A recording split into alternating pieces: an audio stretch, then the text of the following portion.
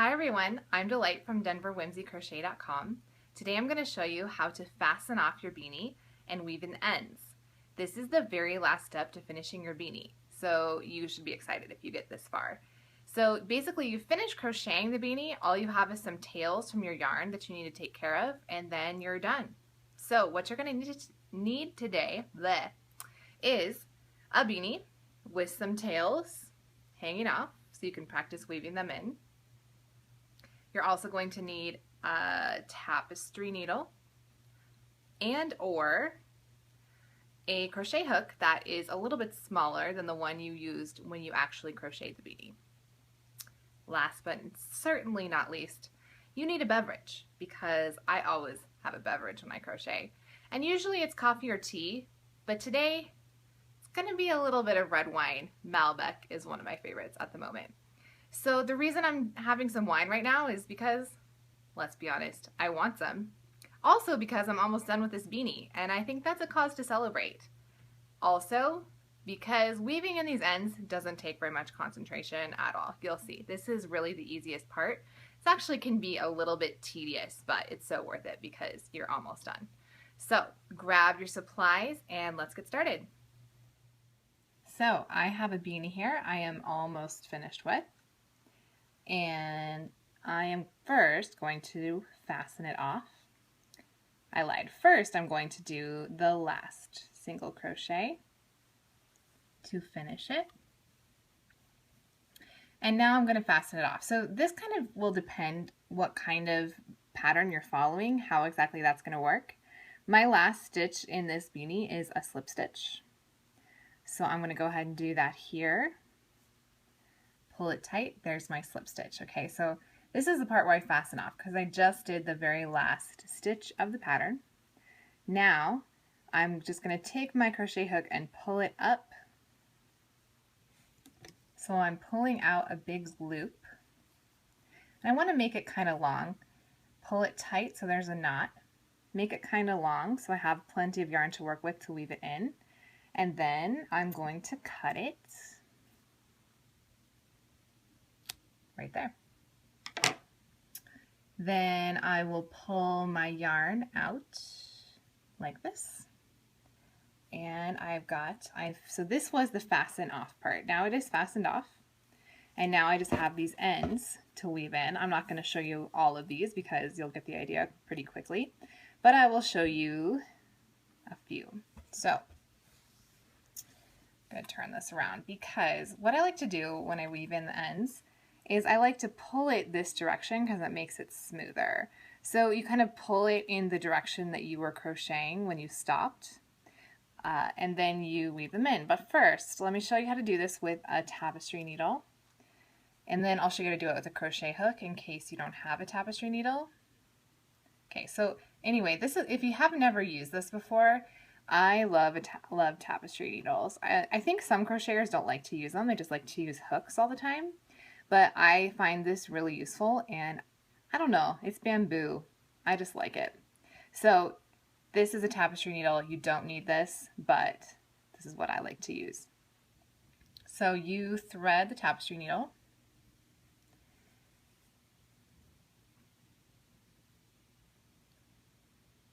And sometimes it's easier than others. There we go. So what makes it a tapestry needle is that you can put the thread, it has a big enough hole. There's probably a technical word for that. I don't know what it is. It has a big enough hole here at the end that you can easily thread yarn through without using a threader or anything like that. And then you're going to take your needle and you're going to go in to this last stitch that you did and pull it down. So see how that makes it really flat across the top? That's what you want. If you pulled it the other direction, it would kind of make it bumpier, so we don't want that. And now you're just gonna, you don't have to weave in this whole tail, but you're gonna weave in a few inches. So what I usually do, it's easy to do this with a tapestry needle, this is why I like it, is I'll go under, see I'm going out under one whole stitch right there, and then I'm gonna go under one more, so maybe about that far. And I put the needle through and I pull it up Okay, so I have about an inch going this direction that I've now woven under. And then the best thing to do to keep it secure is to go back the other direction. So, and it doesn't matter where you go under. This is not a science at all. So it's up to you. So I'm going to go back the opposite direction under a few more. And now I can cut it off if I want. Like, I think if you do about 2 inches, you're good, but I'm going to just do a little bit more just to be sure. So then I'm going to take the needle, I'm going to, let's see, I'll go under here, and then maybe I'll go up another row. And I'll go under this, oh, here we go. Let me grab this little guy. And I'll go under here. Pull it tight, but not too tight. And now I've woven under enough, I can just cut this off.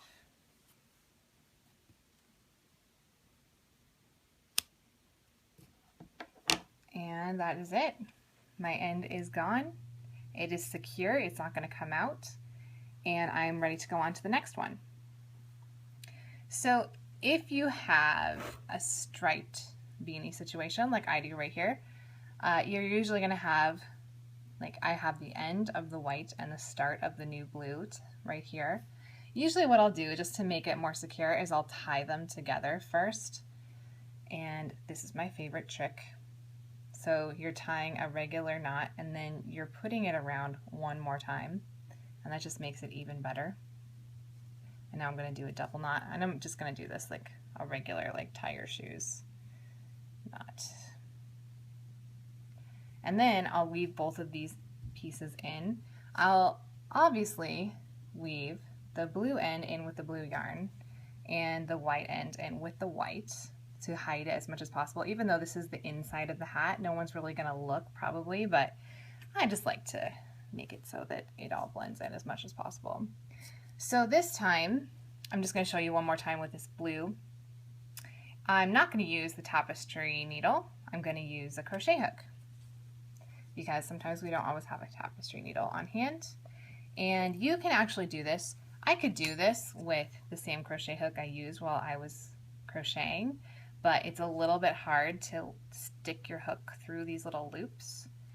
So I think it's a lot easier to use one that's smaller. So this, I used the 5.5 millimeter to crochet the hat, and now I'm going to use a 3.75 millimeter to weave in the ends. So it's very similar to what I just showed you with the tapestry needle, but you saw how I was going underneath several loops at once with the tapestry needle. I don't really do that with a crochet hook. I mean, you can try it if you want, but I just don't. So I think it takes a little bit longer, but you also don't have to thread the tapestry needle, which is kind of a pain. So, okay, I did one. Do another one. And I'm caught on something here. There we go. And it's a good idea to just go as many different directions as you can, because that helps it to be nice and snug and not pop out later, because you don't want that. You want whoever has this hat to be able to wash it and not have all these little fuzzy ends pop out. So this is the best way to do that. And now I'm going to turn it and I'm going to go back the other way. So let's do right in here. And notice how I'm choosing to go through stitches that are close together. Sometimes people will choose one like way up over here, but then you're going to have this piece of yarn that trails that far, and that's not as snug and secure as if you go into loops that are right next to each other. But other than that, it doesn't really matter which loops you go into. Just make sure you're not like pushing all the way through to the other side, and you're not pulling it so that it shows up on the outside of your beanie, because that is not what you want. As long as you're keeping it kind of shallow on the inside, then you are going to be good to go. And again, just work this until you've got a couple inches underneath. It's not an exact science how many you need to do.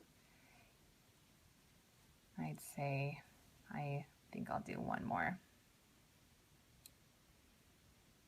right here. No, that one's really tough to get through. Oh, there we go. All right, I'm gonna say that's good. And I'm gonna cut it off really short right at the bottom. That's it. So I have 2 ends woven in. So now I'm going to continue with the white one. I'm going to weave that into the white yarn. This one I'm going to tie these 2 in a knot, and then I'm going to weave the white one in this way and the blue one this way. And finally I have one at the very top that I'm going to weave in up here, and then I will be done. I hope you liked this video, and I hope it helped you to learn how to fasten off and then weave in the ends of your beanie. When you are all finished, your beanie should look like this. So perfect. And then you get to give it to the lucky recipient, or you get to wear it. Hooray! Cheers to you. So if you would like to learn how to crochet this particular beanie, visit my Etsy shop at denverwhimsy.etsy.com, and you can find the pattern there. Also, if you have questions, if this didn't quite clear up how to do this for you, go ahead and email me at denverwhimsy@gmail.com. And in the meantime, my wine is getting a little low, so I think I'm going to get another glass. Happy hooking!